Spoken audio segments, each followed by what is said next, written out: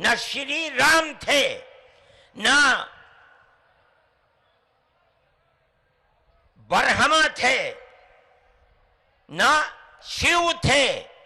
जब कोई नहीं था तो सवाल पैदा होता है कि मनु पूजते किसको थे। कोई कहता है कि शिव को पूजते थे, लेकिन उनके पास इल्म नहीं है।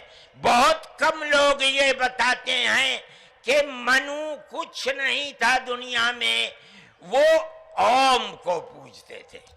मैंने कहा ओम कौन है? बहुत से लोगों ने कहा कि वो एक हवा है जिनका कोई रूप नहीं है, कोई रंग नहीं है, वो दुनिया में हर जगह है, हवा हर जगह है। उन्होंने आसमान बनाया, उन्होंने जमीन। मैंने कहा कि अरे बाबा, इन्हीं को तो हम अल्लाह कहते हैं। अस्सलामु अलैकुम वरहमतुल्लाहि वबरकातुहू। हज़रात मोहतरम, आज हम इसी वीडियो के ऊपर गुफ्तगू करेंगे जो अभी आपने देखी है। ये जनाब अरशद मदनी साहब हैं जो उलमाए देवबंद से ताल्लुक़ रखने वाले हैं, और अभी इन दिनों के अंदर ही रामलीला मैदान के अंदर एक सभा रखी गई, एक प्रोग्राम रखा गया जिसमें तमाम मज़ाहिब के लोग इकट्ठा हुए ताकि लोगों को पूरे देश के अंदर ये पैगाम दिया जाए कि तमाम लोग मोहब्बत के साथ रहें। उसी सभा के अंदर अरशद मदनी साहब ने एक बयान दिया कि जनाब वाला ओम ही अल्लाह है माज़अल्लाह, और अल्लाह ही ओम है माज़अल्लाह। ऐसा उन्होंने जुमला कहा। ये जुमला मैं कहना नहीं चाहता हूँ, लेकिन चूंकि मेरे को बताना मकसद है इसलिए मैं ये जुमला दोहरा रहा हूँ। हालांकि मैं ये जुमला कहना नहीं चाहता हूँ, ये इतना सख्त जुमला है और उन्होंने कैसे कह दिया मेरे समझ में नहीं आता। बहरहाल हम इसी के ऊपर आज गुफ्तगू करेंगे कि जो दो बातें उन्होंने कही, एक तो ये कि ओम ही अल्लाह है और अल्लाह ही ओम है, तो आज हम ये जानेंगे कि ये ओम है क्या। और दूसरी बात उन्होंने कही कि जो मनु है वही आदम है माज़अल्लाह, जो आदम है वही मनु है। तो इसके ऊपर हम थोड़ी सी गुफ्तगू करेंगे। हजरत मोहतरम, पहले तो हम ये समझते हैं कि ओम क्या है। अब ओम ये मुसलमानों के यहाँ तो कहा ही नहीं जाता है, बोला ही नहीं जाता है, इसलिए लोगों का जहन उधर गया भी नहीं। लेकिन चूंकि ओम गैर मुस्लिमों के यहाँ, हिंदू लोगों के यहाँ ये बड़ा एक मोतबर, एक बरकत वाला लफ्ज़ कह लिया जाए तो गलत नहीं होगा। ये तमाम मज़ाहिब के लोग मानते हैं, मुसलमान को छोड़कर।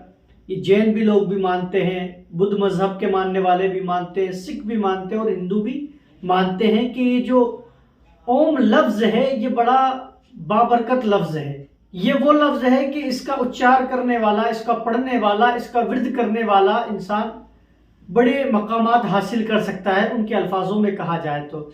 लेकिन ये ओम लफ्ज़ है क्या, इसकी हम थोड़ी सी तहकीक करते हैं। तो जब मैंने इसकी तहकीक करना शुरू की और थोड़ा बहुत मैंने इसके बारे में पढ़ा, यूट्यूब पर सर्च किया, गूगल के ऊपर पढ़ना चाहा और भी लोगों को सुना, तो पता चला कि ये जो ओम लफ्ज़ है इसके बारे में दो इख्तलाफ है। एक तो ये कि कुछ लोग कहते हैं कि ये शिव के मुंह से निकला। शिव जो हिंदू के यहाँ एक बहुत बड़े भगवान माने जाते हैं, उनके मुंह से निकला हुआ ये लफ्ज़ है, ये वर्ड है कि ओम। और दूसरे कहते हैं कि नहीं साहब, ये किसी के मुंह से निकला हुआ लफ्ज़ नहीं है, ये तो हमेशा से है। हमेशा से मुराद ये है कि जब कुछ भी नहीं था तब ओम था। और एक एग्जाम्पल इन्होंने यहाँ पर दिया कि जब तमाम आवाज़ों को बंद कर दिया जाए, मतलब साइलेंट हो जाए तमाम माहौल, जब आप सुकून से बैठेंगे तो आपको एक ध्वनि सुनाई देगी, एक आवाज़ सुनाई देगी। आपको जो ध्वनि आएगी वो ओम लफ्ज़ की आएगी। तो पता ये चलता है उनके अकीदे के मुताबिक कि जो ओम लफ्ज़ है ये एक ध्वनि है, ये एक आवाज़ है जो हमेशा ब्रह्मांड के अंदर गूंजती हुई रहती है। तो अब मेरा अरशद मदनी साहब से ये सवाल है कि जनाब वाला, आप मुझे ये बतलाएं, क्या हमारे नज़दीक माज़अल्लाह अल्लाह के लिए यही हम अकीदा रखते हैं कि माज़अल्लाह अल्लाह एक आवाज़ है? नहीं, बल्कि हमारा अकीदा अल्लाह के लिए कुछ और है।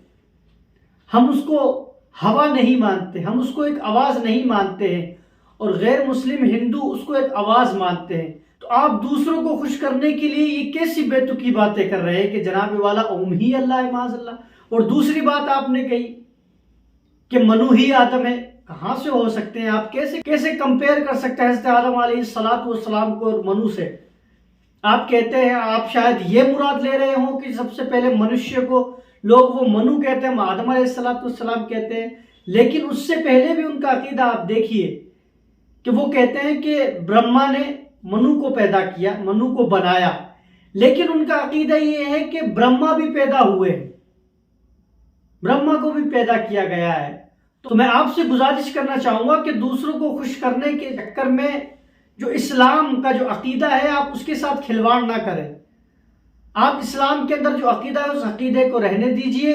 ऐसी सभा हो तो वहां जाकर आप बिल्कुल पैगाम दें कि कैसे हमें हिंदुस्तान में रहना चाहिए, किस तरीके से हमें रहना चाहिए। तमाम मज़ाहिब इसी बात का सबक देते हैं कि हमें घुल मिलकर दोस्त यारी के साथ, खुशहाली के साथ रहना चाहिए। आप अपनी इबादत में मशगूल रहिए, मुसलमान अपनी इबादत में मशगूल रहें, जो जिस तरीके से इबादत करना चाहे वो इबादत करे। आप ये पैगाम तो दे सकते हैं, मगर आप एक अलग ही लेवल की बातें कर रहे हैं कि जनाब वाला माज़ल्ला ओम ही अल्लाह है, अल्लाह ही ओम है, मनु ही आदम है, आदम ही मनु है।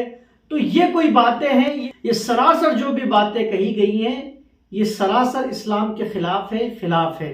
ये कोई भी बात इस्लाम के दायरे के अंदर नहीं है। और मुसलमान ही क्या, जो जैन मजहब के गुरु थे वो भी इस बात पर बुरा मान गए कि आप ये क्या बातें करने लग गए हैं।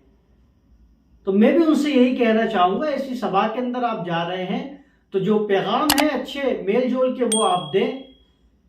मुसलमान के जो अकीदे हैं उन अकीदों के ऊपर वहां बात ना करें। वल्लाहु ताला आलम। अस्सलामु अलैकुम व रहमतुल्लाहि व बरकातहू।